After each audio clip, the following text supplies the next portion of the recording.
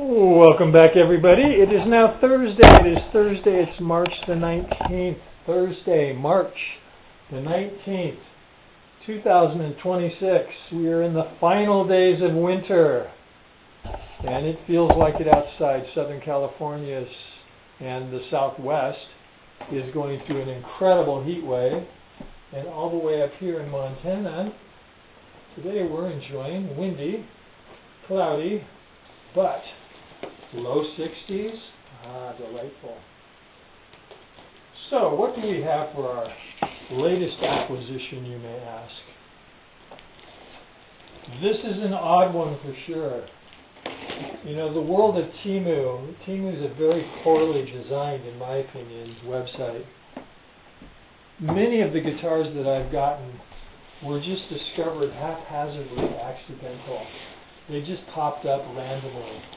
I never even knew this guitar existed, and suddenly last week it showed up. It was there for a brief moment in time, and just as quick it was gone. And this is a Chibson Melody Maker. What an odd little guitar. You know, regale you with a bit of history. The Melody Maker came into existence in 1959 as an even lower priced option to the Les Paul Jr., which was their student guitar, and they decided they needed to go down even another notch, and so this is what they came up with. Down the notch is the Melody Maker. And this is a relic model, which looks like it was painted by a 5-year-old. Definitely rough. Says it's a 2009 model, which is really funny, because obviously it's not. But yeah, there you go. It is the cheap of the cheap, the most basic. Once again, the fret ends feel fine. Feel pretty good. A little rough right up in this area right here. Notice the cute little headstock. Yes.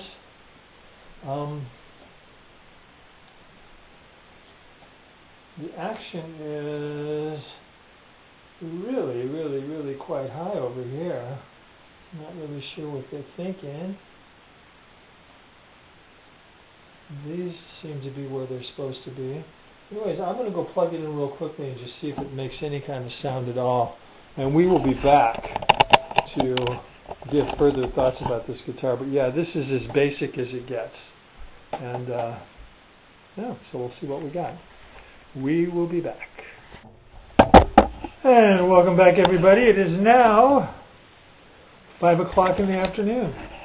And the date is still March the 19th, 2026.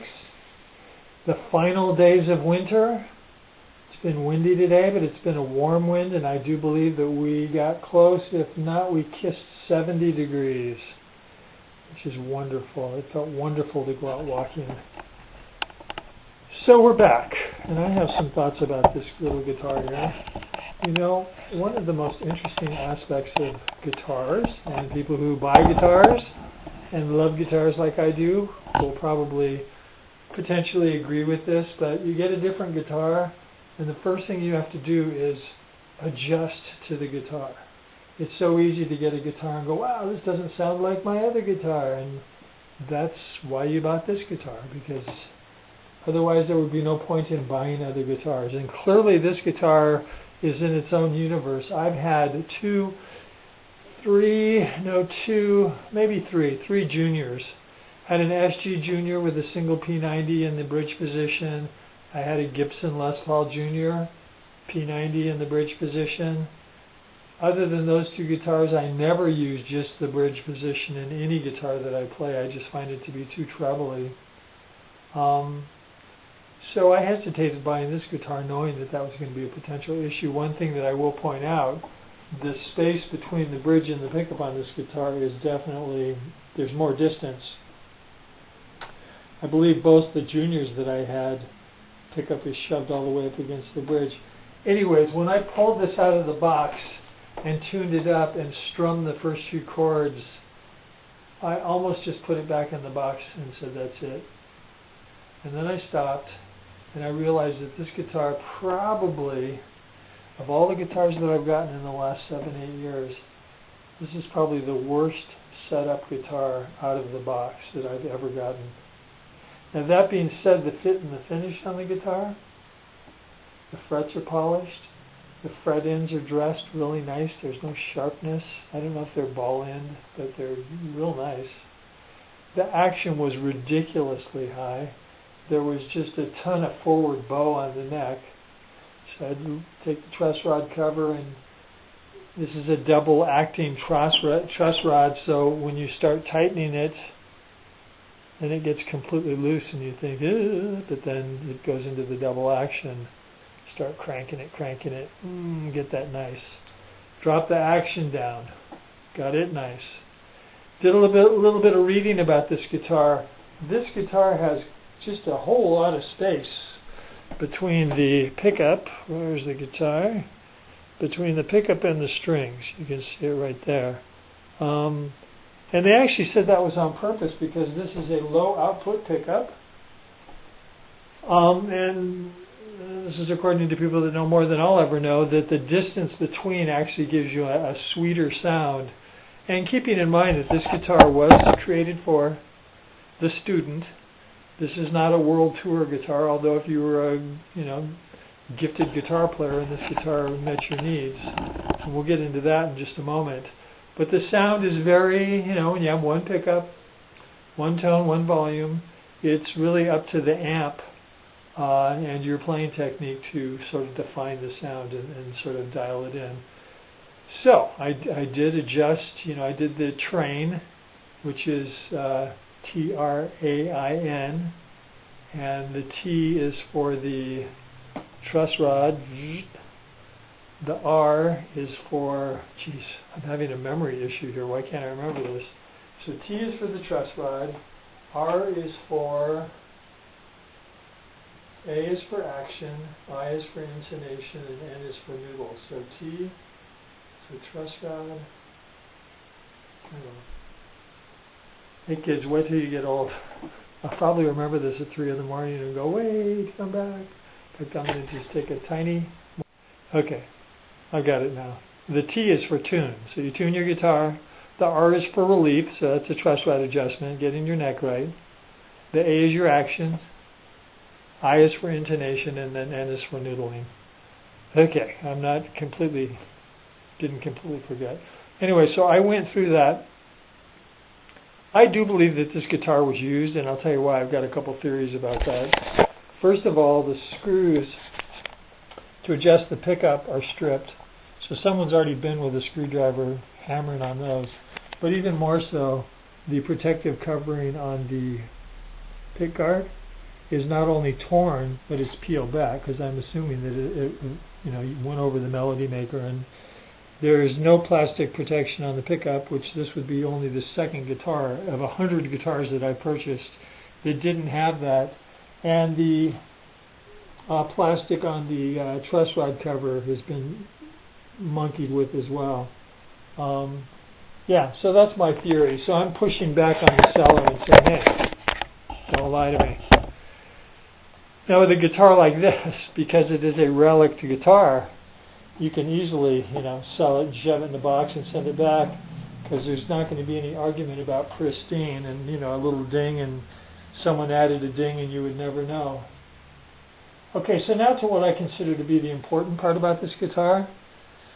Well, I absolutely cringed at the tone that came out of this when I first plugged it in. I instantly, for lack of a better word, was just attracted to the feel. I love the neck profile. I love the width. I'm going to guess and just say it's a C-shaped neck. For as, student guitar as this guitar does not feel like a toy. It has nice weight to it. I have no idea if it's mahogany or, an IKEA table that someone cut up. But it has nice weight. But really nice profile of the neck, which is huge. You know, because you can muck with potentiometers and, you know, diodes or whatever, the capacitors for the tone and different pickup and a different neck profile. And this just really feels good. Had I have been a student back in 1959, once I dialed in the tone, I would have been very happy to have this guitar. The other thing that's interesting, this guitar, I don't think in 1959 or 60 or 61, I think that was the end of the single cut. Then they went to double cuts and they did all kinds of stuff. But I think that this is an homage to the reissues that came out in 2009, I think, 8, 9, 10, 11. Open grain, you know, a paint job that looks like, you know, someone took a brush and just brushed it on. But they actually did a fairly good job. You know, I've seen pictures of the Gibson models, and the pores of the wood, they look cheap and cheesy. I'd go out on the neck, on a branch, as they say here, and say that this is equally made as well as a Gibson. And you know, the used ones, they start at like $650, $700, $800, $900, $1,000, $1,200. Sorry, it's just not going to pay that much money for just a, you know, a basic. And there's nothing more basic than a plank wraparound tailpiece, single pickup, volume tone. What's interesting about this guitar too is they very much took this, you know, sort of leaned into the concept behind the Stratocaster that everything, if you wanted to like redo this thing, you would just pull the pick guard off. Everything, including the output jack, is all part of this. So this would be a really fun guitar, and I think a lot of people buy these just for that, because I mean, now if I were to do that, I would add a different knob here, and I would put my output right here. I would drill it in, because I don't like the front ones. But anyways, we'll be back in a week or two. This guitar would probably, of all the guitars that I've bought, and I'm so cheap and lazy that I don't change the strings. I usually live with the factory strings for months, if not years. This guitar might deserve, and might really, really benefit by some new strings, so we'll see.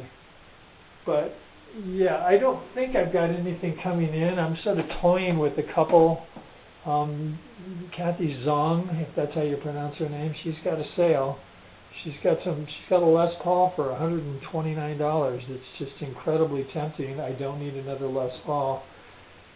And more than likely, the guitar that's going to be next in our arena is going to be another Chibson SG Custom 3 pickup. I really like the one that I had. I just wasn't going to live with the corrosion on the gold. I wish they did not insist on having gold hardware. I'm not a fan of gold, and especially on inexpensive guitars, the gold is so thin that you look at it and it starts corroding. But we'll see. We'll see what happens. Anyways, you might not see me for a week or 2 or 3 or who knows. But when you do, I'll be back putting a period on the end of the sentence of this guitar. And again, this is a Chibson. It's a melody maker, and it's a sweet little guitar. It really is. The other thing I wanted to mention too, so in order to lower the action on the bridge of this, you have to back off these intonation. And yeah, this guitar seems to be fairly well intonated with just the bridge snug up against. So for the moment anyways, I'm going to leave it the way that it is, because I'm not hearing anything that's too outrageous. So anyways, we'll be back. Thank you again. Welcome back, everybody. It is Thursday. It is March the 26th, 2026. We have had this guitar now for 1 week. And I've got a few more guitars coming today, so I wanted to just do the finish on this, which will be real easy and real quick. This is an amazing guitar. And the reason why I say amazing is because it's just rock and roll simplicity. This is what a kid in 1959 would have had. Purchase price, I think they said, was $95.50.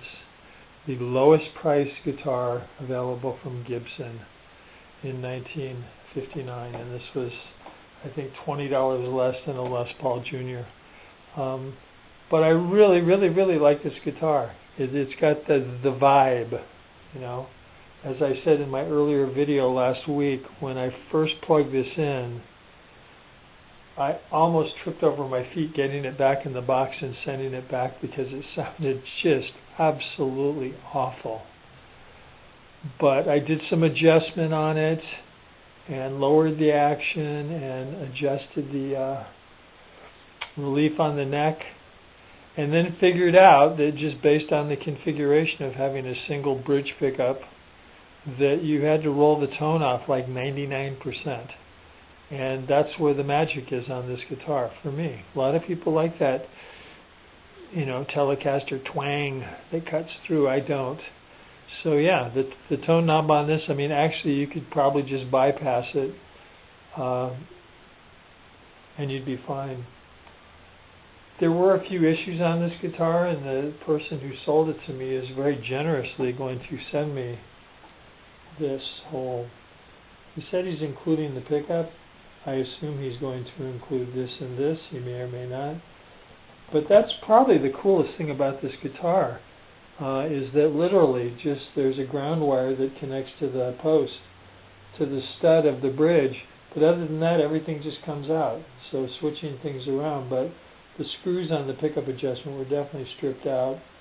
The plastic's peeling back. He said that it was peeled back so they could put the lettering on, and I wrote and said, no, I don't think so. I'm sure you did the lettering first, but anyways. But I really like this guitar, and again, this is absolute simplicity. A lot of people cringe at the headstock with no wings. I think it's charming, for lack of a better word. Yeah, it's got appeal. They definitely went as cheap as they could on this guitar. The grub screws to adjust the bridge are absolutely worthless. I'd like to get some beefier ones with a little hex wrench, because these are Phillips and they're not deep enough, and you can't get any bite. And the relic job on this guitar is just really just lightweight. Someone just, ran around and did a little tink here and a dink there, and so yeah, it's the guitar that you don't have to worry about. Someone's already done the work to it. So anyways, again, I really, really, really like this guitar, and I'm really glad I bought it, and I'm really glad that I got over my initial reaction, which is I didn't like it at all, and now I do. So, there you go. March the 26th, 2026, a beautiful early spring morning. The weather is up and down, back and forth, as to be expected this time of year. So we will be back later today. 2 more guitars. Till then, take care.